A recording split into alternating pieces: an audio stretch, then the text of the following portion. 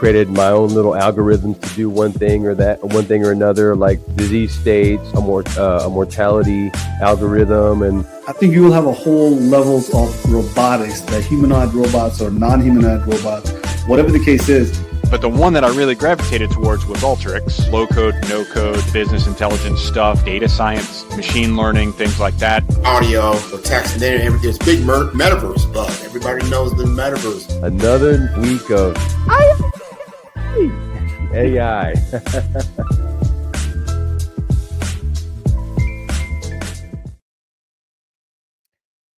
Hello, everybody. Thank you for joining another episode of AI.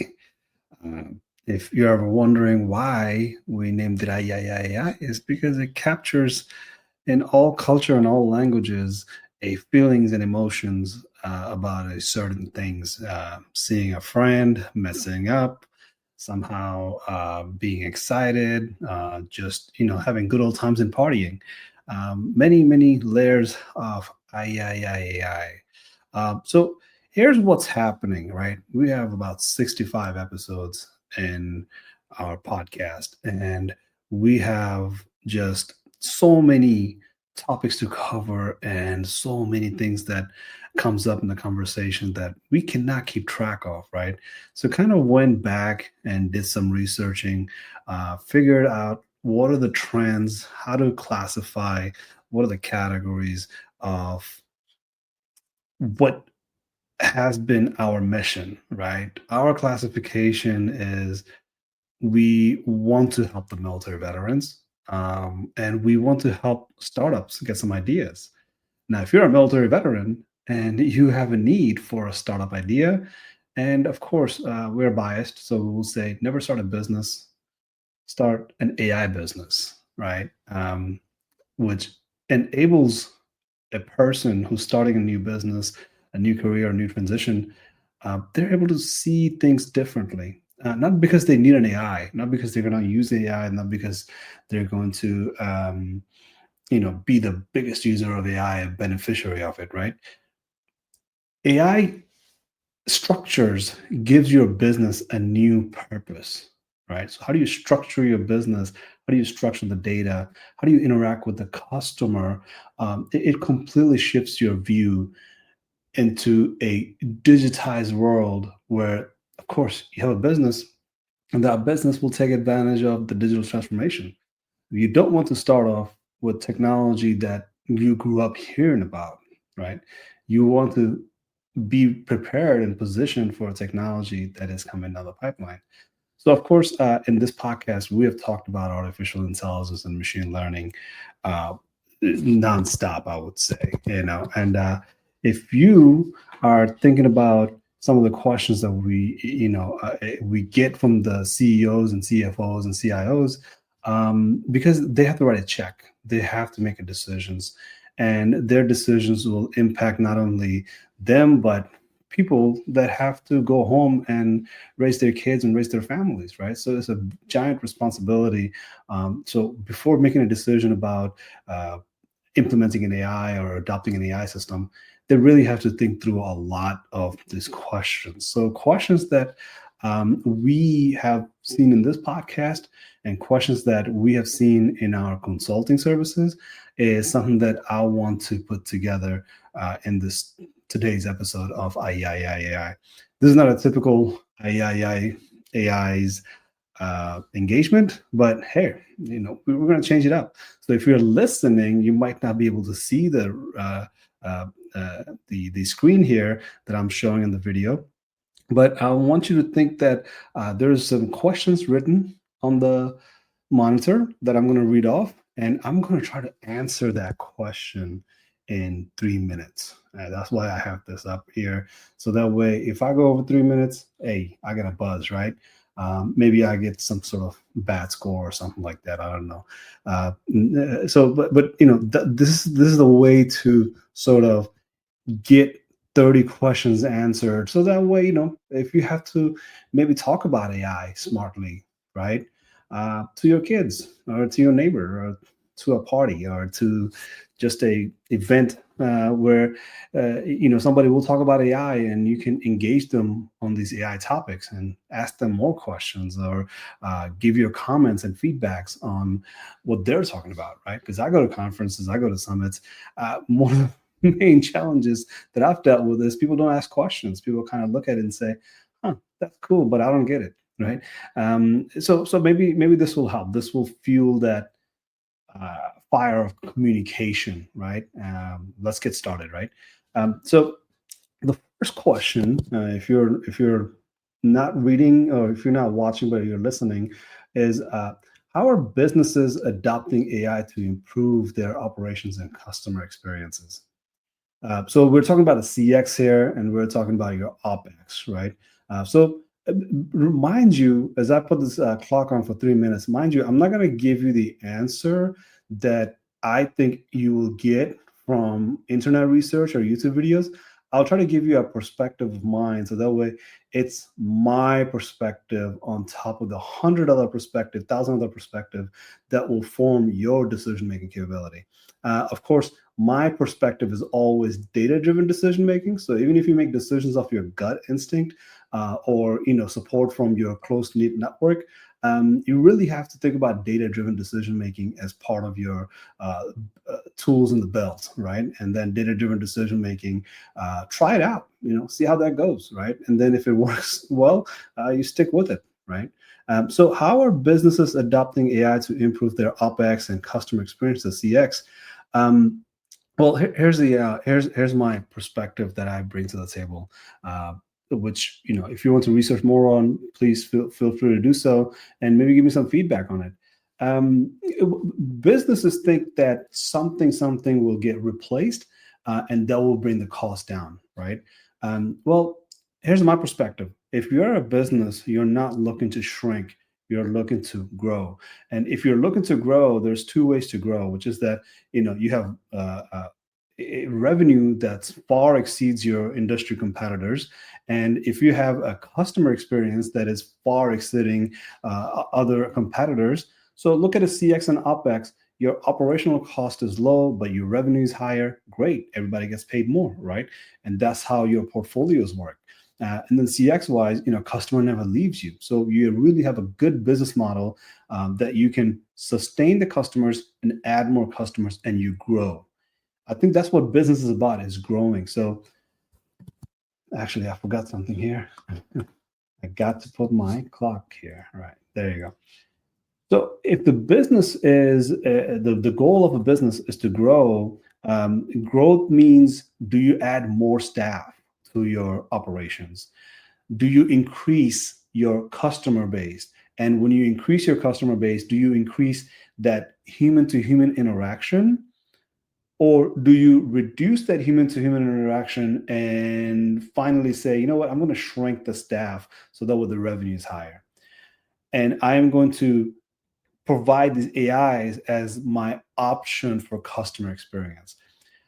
I'm not sure what industry will go after this thought process, the latter one, but the first one is one that I recommend highly. Because if you're a business, you sit down in a conference room, they all come to agree that they want to grow. And the part of that growth has multiple options to it, but one growth option is to grow your staff and provide the customers with more one-on-one human-to-human interaction. That means when the customer calls, you are the one industry leader that says, yeah, it's not going to go to a voicemail. It's not going to go to that, press one, press this, press that. And I'm trying to answer your questions with AI. It literally, a human picks it up, right? And you've seen some of those on commercials that they will talk about the fact that, if you call, it's literally calling your friends. Some human will pick it up.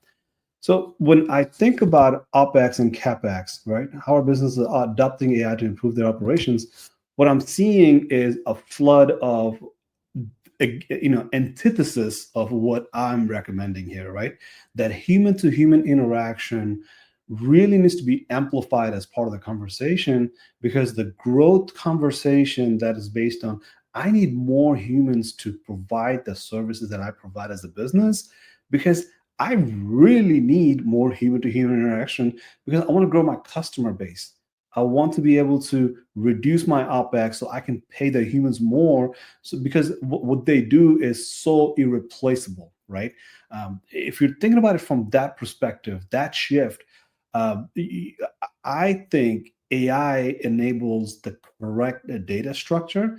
AI enables the right sort of use cases, and these use cases can only amplify over time. So your OpEx continuously decreases because I can tell you some scenarios, a blueprint or a roadmap where your cost of OpEx goes down dramatically for a while, but it does sneak up on you where it cost balloons over time.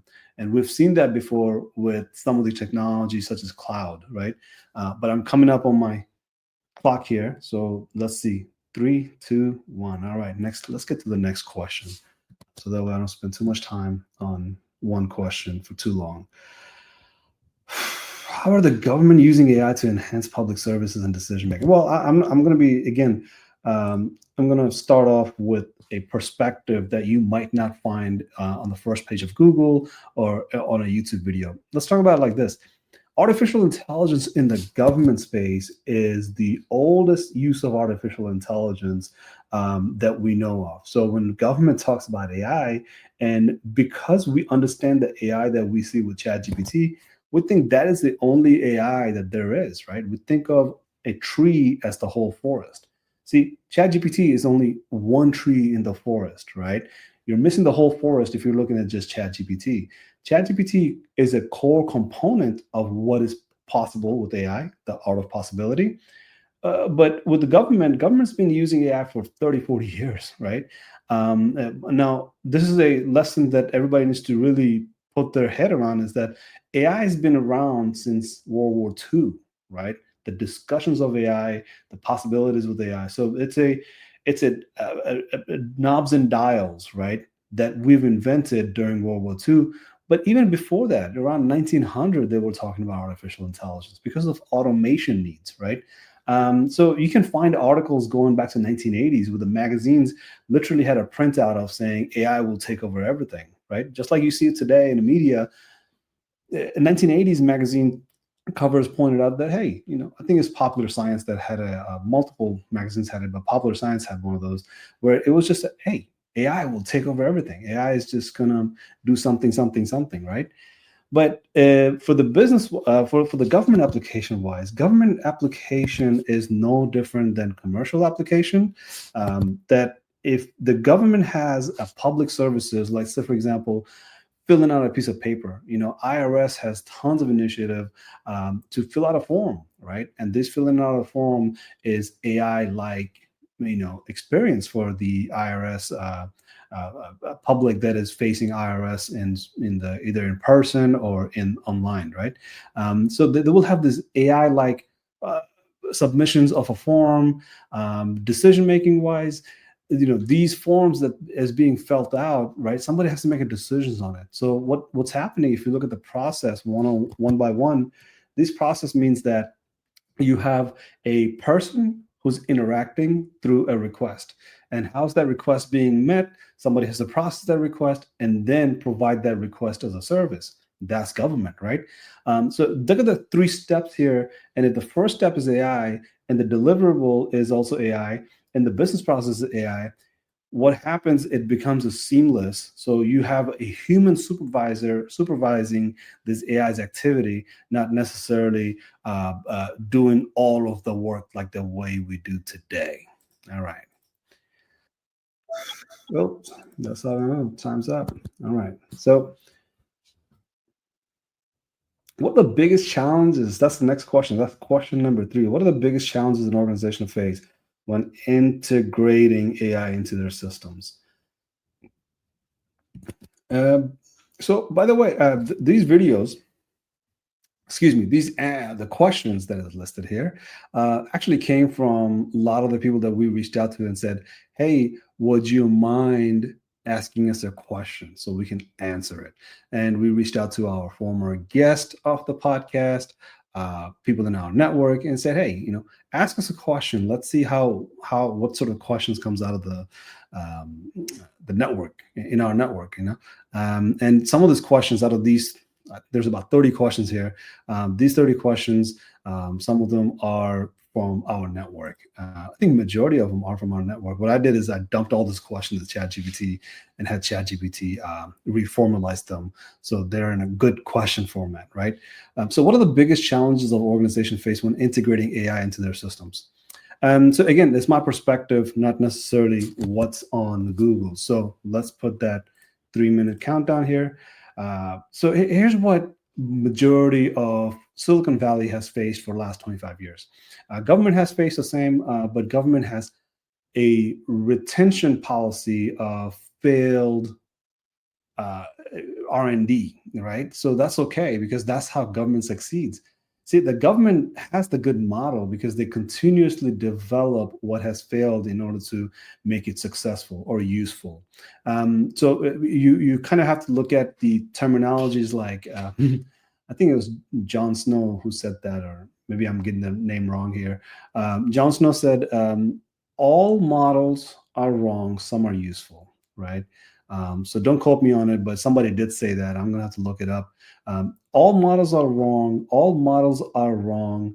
Some are useful. So when you're thinking about developing a machine learning model or AI model, majority of them will not work. And what does that look like? Well, that's about 80+% of models do not really do what they're supposed to be doing. And so these projects, they actually fail. So where does it fail? Well, it fails in your basement if you're doing it by yourself, and it also fails in the enterprise level, right?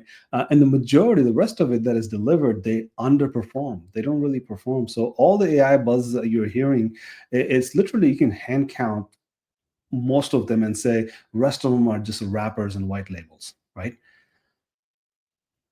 So when it comes to organization facing a model that doesn't work, what do you do, right? So you go back to the drawing board. You go back to the drawing board and do it again, right? So a machine learning is not what AI is, but AI is nothing without machine learning.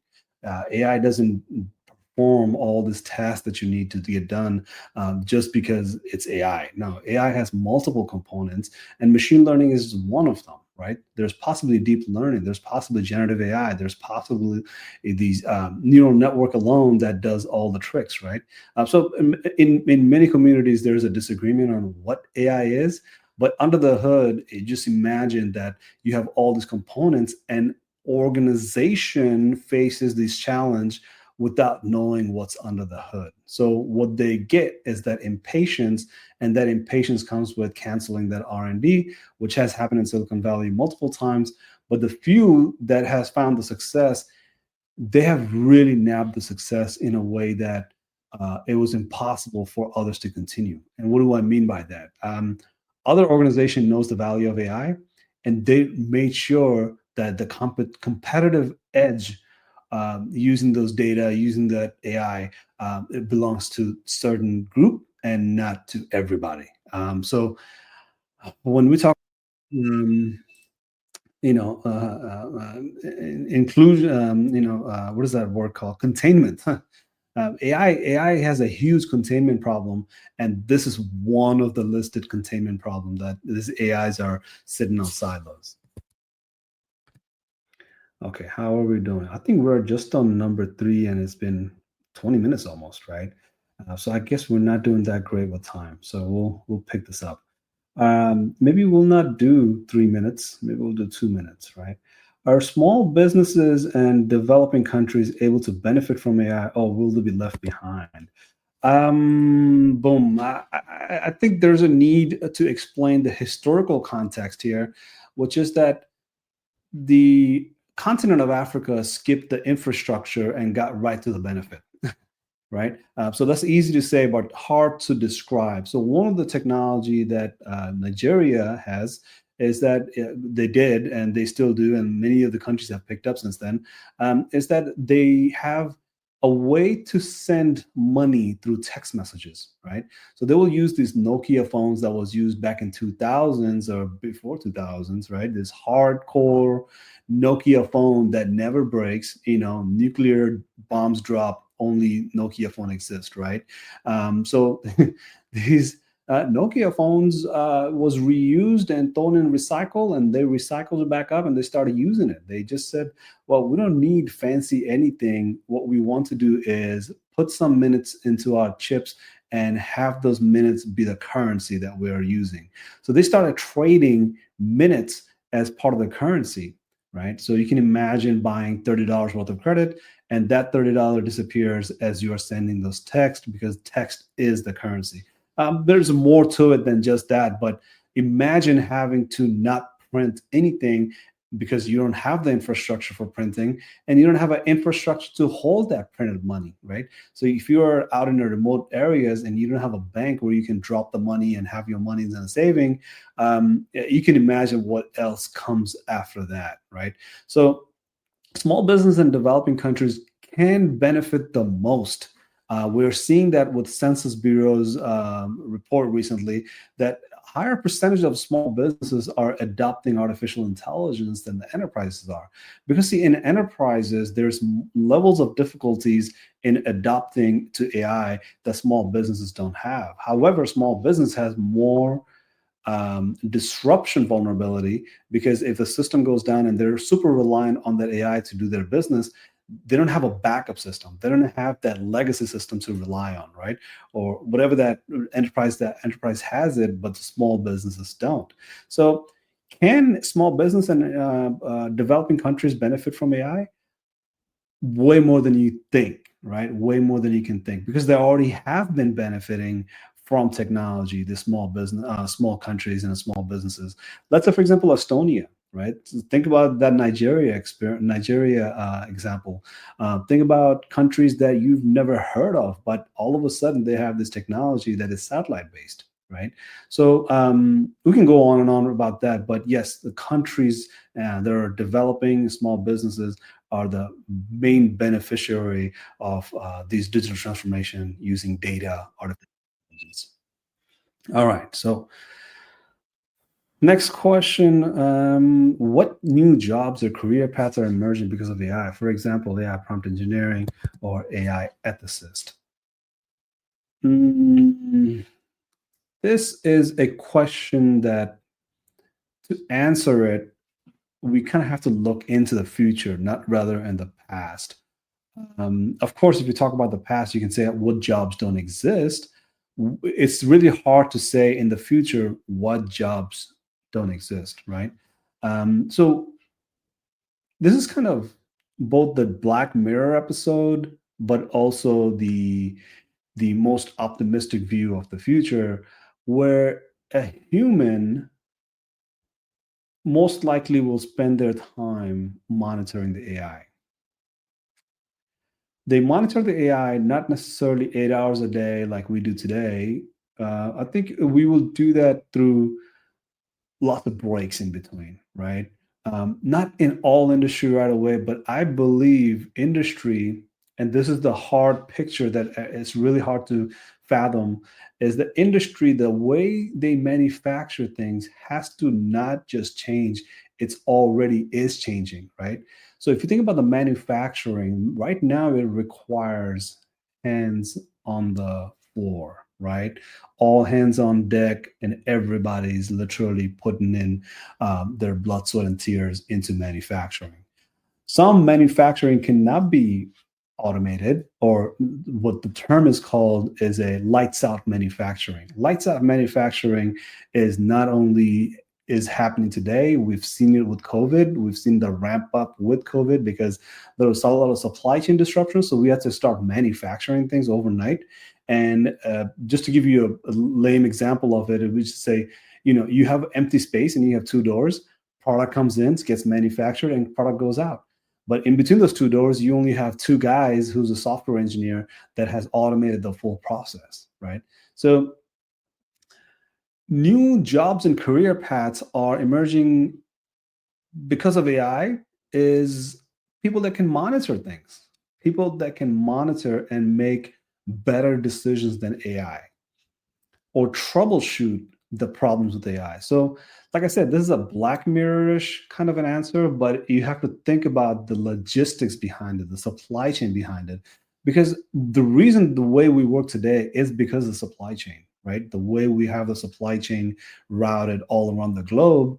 Once you have that supply chain disruption, you'd start doing things differently. And we did. And we will do that continuously because that's what's being called for, because it's really wasteful to have a supply chain that brings about a lot of these wasted middlemen, right? But I'll leave it at that. But that's the society, that workforce that we're looking to see in the future, and we will. I think this is the engineers that will come through with their troubleshooting skills and with their monitoring skills. So the next question, I'll read that out loud. How can professionals use AI tools like ChatGPT or data analysis software to enhance their work and skills? All right, put the clock in and let's see, data analysis software to enhance their work and skills.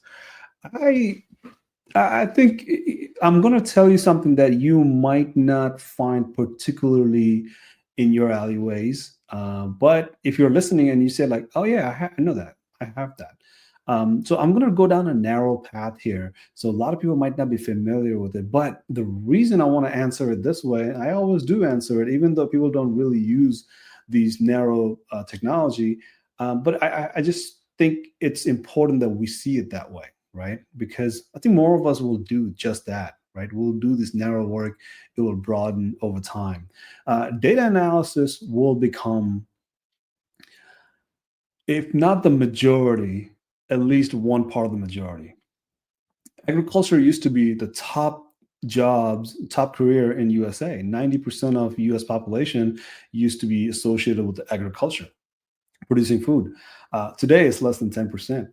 Right, it's very little. So the shift has happened. So in the data space, there is not that many professionals in the data space. There is a lot of IT professionals, but IT professionals are not necessarily all data professionals, right? They don't necessarily work with data throughout the day. So when I use a narrow example is because, say, for example, you know about Power BI and you have used Power BI. Now, what is Power BI? Power BI is Excel sheets' big brother. Right? Excel has been around for a long time, but Power BI is that more powerful enterprise business requiring better Excel, right? So Power BI. Power BI does data analysis very well, just like Excel does, but it does it so much better with so many more features.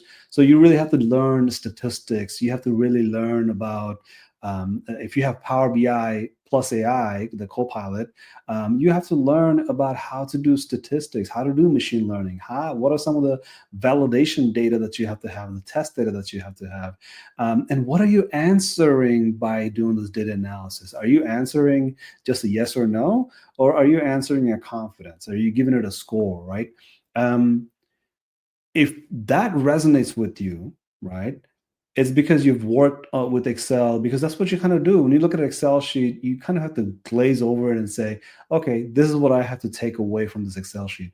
Power BI does that a little bit more efficiently. You don't necessarily have to just look at the numbers and say, is that the number? And then Power BI gives you a decision-making capability.